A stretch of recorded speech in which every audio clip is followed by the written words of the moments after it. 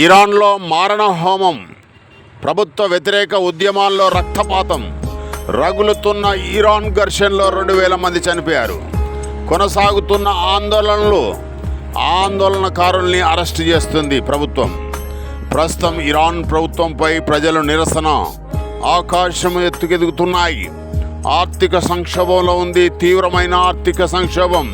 నిరసనకారులపై భయంకరంగా కాల్పులు, ఫైరింగ్ చేస్తున్నాయి ప్రభుత్వంపై ప్రజాగ్రహం పెరుగుతుంది.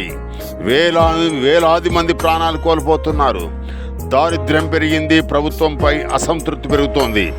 ఈ పరిస్థితి అంచనా వేసి భారత్ తన ప్రజలందరినీ కూడా రమ్మని, దేశం విడిచి రమ్మని కోరుకుంటుంది. సౌకర్యాలు కల్పిస్తుంది భారత్.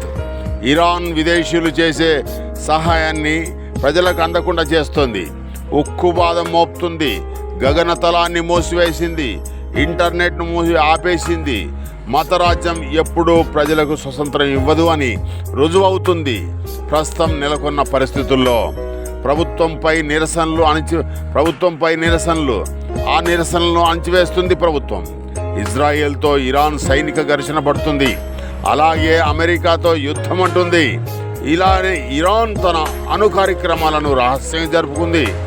శాస్త్రవేత్తలను దాచిపెడుతుంది. ఇజ్రాయెల్కు భయపడి ప్రజలను మిషన్ గన్లతో కాల్చి చంపుతుంది.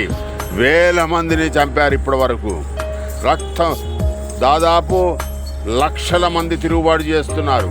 ఆ దేశ ప్రభుత్వానికి వ్యతిరేకంగా, నిరంకుశ పాలనకు వ్యతిరేకంగా. ఆ దేశ అధ్యక్షుడు ఖమేనీ నరరూప రాక్షసుడిగా వ్యవహరిస్తున్నాడు. వాడి మూర్ఖత్వం వల్ల ఇంత